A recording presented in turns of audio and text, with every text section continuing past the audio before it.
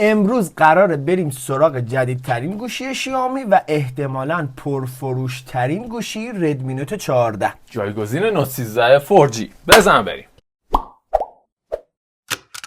سلام به الفاتحی‌های عزیز و گل توی خونه عشق. و اون آقایونی که سنشون بالاست و عرض ادب و ارادت. قربان خیلی شما. مخلصیم. من مجیدم. منم امیرم. خیلی دوستتون داریم. قراره امروز بریم سراغ جدیدترین گوشی شیائومی ردمی نوت 14 که هولوش 4-5 روز پیش معرفی شده، جایگزین نسل قبلی یعنی نوت 13 و قراره که بریم ببینیم که چیا داره و احتمالاً با این مشخصاتی که الان ما اینجا می‌خوایم بهتون معرفی بکنیم قراره قوقا بکنه، چه توی دوربین چه توی سی پی یو.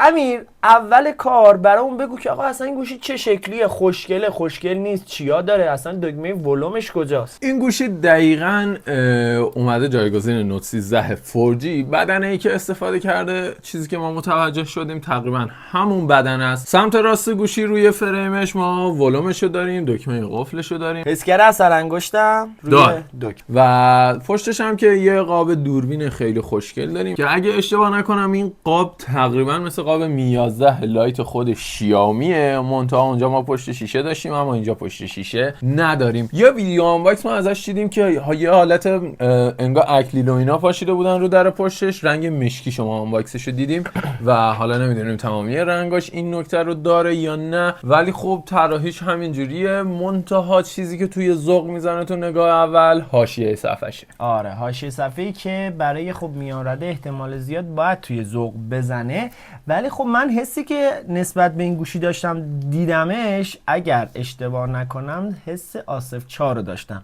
چرا؟ دوتا دوربین داره، یه دونه چراغ LED هم داره که توی قاب کوچیک‌تر، فقط اومده اون قابو بزرگترش کرده. دقیقاً همون شکلیه و واقعاً دمش گرم که اینقدر وقت گذاشت این گوشی رو طراحی کرد. خیلی زیاد. پشتش مثل سری نوت 13 صاف نیست این گوشی و حالت کرو داره و شما احتمالاً، من خودم به شخص دوست دارم، خوش دسترش میکنه و صفحه نمایشی هم که داره چون حاشیه‌اش زیاده 87.5% و دقیق‌تر بخوام بگم 87.4% از صفحه نمایش و LCD گرفته که از نوع OLED HDR10 پلاس 120 هرتزیه که صفحه نمایش خوبیه توی رنج خودش و نکته خیلی خفنی که داشتیم اینجا روشنایی صفحه 2100 نیتیه که واقعا کارو واسمون در میاره. این گوشی یه وزن 190 گرمی داره که نسبت به نسل قبلی خودش یه مقداری سنگین تر شده. اندازه صفحه نمایشش هم 6 و 63 یا 7 67 اینچیه که گوشی به نسبت بزرگیه دیگه. همه گوشی‌ها دیگه 6 و 6 به بالا شدن و به نظر من نکته منفی آقا یه سری‌ها واقعا گوشی کوچیک دوست دارن، الان هیچی واسهشون تو بازار نیست، همه گوشی‌ها بزرگه. نمیدونم چرا دارین به این سمت. اگر که صدای ما رو میشنوید، حالا به هر صورتی که هست زیرنویسی که فعال کنین انگلیسی براتون میشه، خواهش میکنم گوشی کوچیک‌تر بزنید. من خودم به شخص عاشق گوشی کوچیکم و رفتم نو نخریدم، دست دوم خریدم. یه چیز دیگه ای هم که این گوشی داره، صفحه نمایشش مجهز به محافظت کننده گوریلا گلاس 5 که خب دیگه آره دیگه بعدش ویکتوس اومده که دیگه خوب مقاومتش. و یه نکته قابل توجه نسبت به سری قبلی آپدیت داشته، IP64 که در برابر گرد و خاک کاملا مقاومه و در برابر رطوبت در حد پاشش آب، بارون بیاد دستتون خیس باشه بگیرید دستتون بدون هیچ نگرانی، یا حتی اگه آبم بریزه روش سری بردارید بدون هیچ نگرانی که مشکلی برای گوشی پیش بیاد میتونین گوشی ها استفاده بکنین. خب اینم از بدنه و طراحی و LCD که دیگه کامل براتون توضیح دادیم. میخوایم بریم سراغ قسمت پلتفرم یا CPU ها، حافظه، که ببینیم این گوشی های سری 14 شیائومی که همشون اومدن از مدیاتک استفاده کردن چیه. اینجا توی شیائومی نوت 14 5G ما یه پردازنده مدیاتک 7025 اولترا 6 نانومتری رو داریم که اینو میتونیم توی حافظه‌های مختلف تهیه بکنیم که این حافظه‌های چیان 6 و 8 128 ما میتونیم بگیریم و 8 و 12 256 رو میتونیم تهیه بکنیم که توی بخش رم و حافظه برای کسایی که میخوان بازی بکنن کارو در میاره. اما به بخش سی پی یو که میرسیم میبینیم که نه، یه استفاده معمولی رو داره و اگه شما بخواید مثلا کال آف دیوتی رو بازی بکنید یا جدیداً من دیدم PS یا فیفا یه نسخه داده واسه گوشی، اگه اون سنگین‌تر کال آف دیوتیه، اگه اونو بخواید استفاده بکنید عمر مفید گوشیتون میاد پایین‌تر به نسبت سی پی یویی که داره. حالا من تا رم 12 دیدم از این گوشی، معمولا رم 8 بود دیگه برای میان رده ها دیگه، یه جورایی پایین رده ها، ولی احساس میکنم که این رم 12 که گذاشته فکر کنم قرار ضعف سی پی یو رو جبران بکنه. بازم نمیدونم، ولی چیزی که خود مدیاتک در مورد این سی پی یو گفته که آقا این 120 هرتز ساپورت میکنه نهایت LCD که شما بخوای ازش بکشی و استفاده بکنی. از اون طرف هم حالا سراغ دوربینش هم میریم براتون کامل میگیم، نهایتش اومده توی این گوشی گذاشته، یعنی سقف سی پی یویی که میتونی شما استفاده بکنی و بکشی ازش برای دوربین و صفحه نمایش و اینا توی این گوشی گذاشته. و خب من حس میکنم با این رم 12 که گذاشته داره ضعف رو جبران میکنه. حالا باز باید بیاد تست بشه، بررسی بشه توی دراز مدت، ببینیم کجا چه خبره. اندروید و هایپر او اس هم که دیگه باید آخرین نسخش دیگه باشه، چون آخرین چیزیه که داره عرضه میشه و آخرین گوشیه، قاعدتا آخرین نرم افزار و اینا هم باید روش سوار بشه. اندروید 14 و آخرین نسخه هایپر او اس. بریم سراغ بخش دوربین. اینجا ما 2 تا لنز داریم، یه لنز مین 50 و یه لنز دوم ماکرو 2 مگاپیکسلی رو داریم. عجیبه. که واقعا عجیبه. اما از اون طرف توی فیلم برداری 1080 30 فریم هم داریم که فکر کنم نوت 13 4G هم همین کیفیت فیلم برداری این بود، ولی بالاتر هم داشت. چرا؟ چون اونجا 3 تا لنز ما داشتیم، یه 108 داشتیم، یه 8 داشتیم و اگر اشتباه نکنم یا 2 یا 5 داشتیم و الان حس میکنم که افت کرده، یا به خاطر سی پی یو یا به خاطر نمیدونم سیاستای خود شرکت، نمیدونم قراره چی بشه، ولی نسخه های پرو و پرو پلاسش هنوز پابرجاست که اونم سر موقع براتون معرفی میکنیم و میمونه همون بحثی که من گفتم که نهایت سی پی یوه. ببینید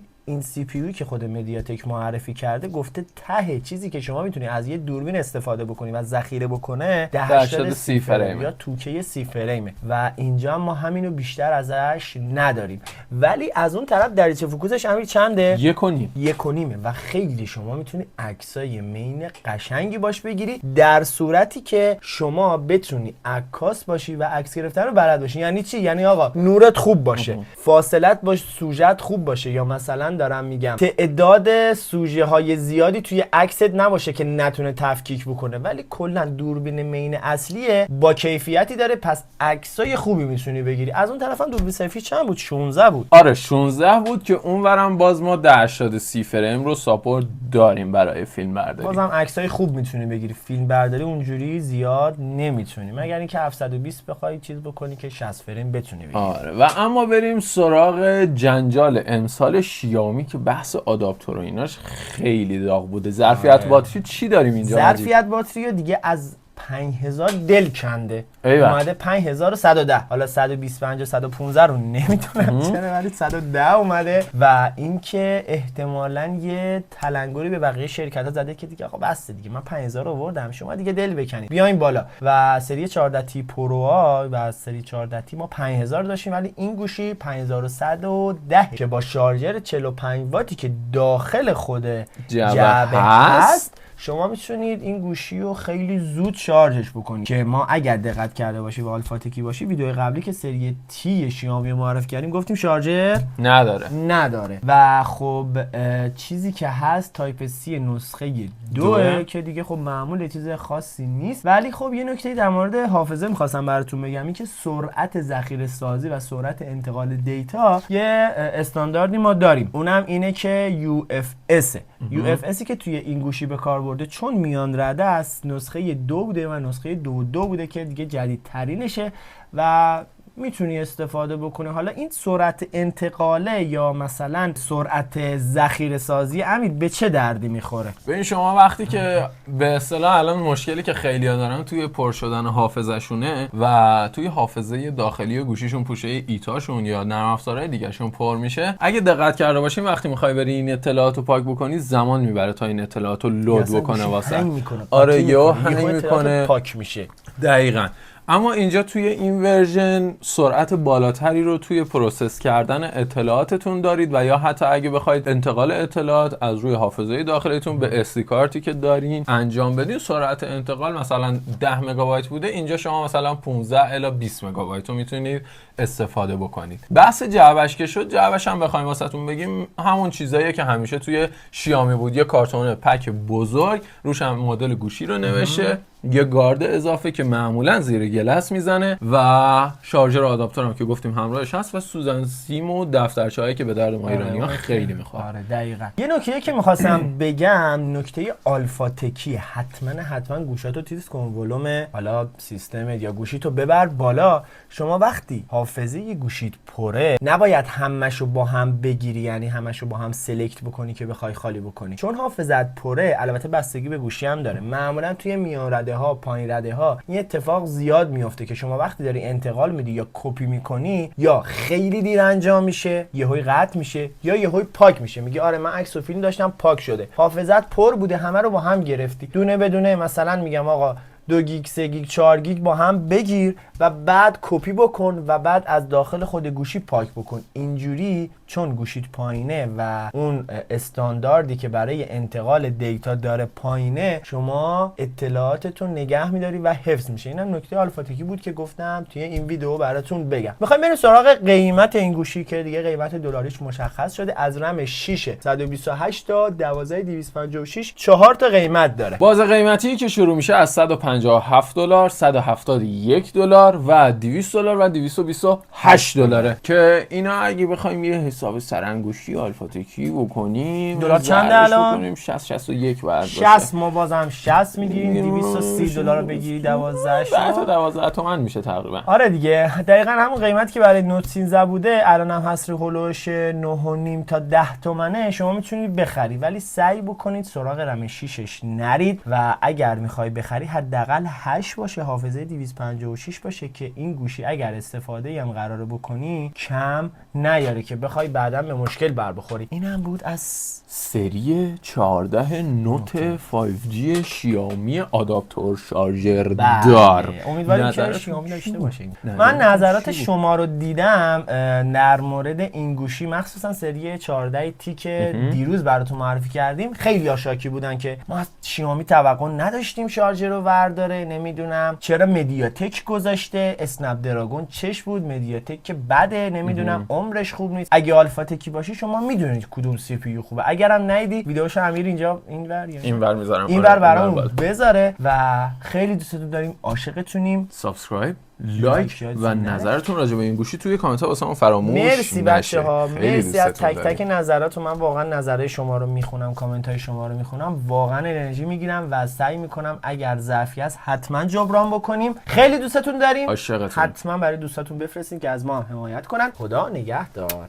خداحافظ. اصلا بوس بکنم نشد. نه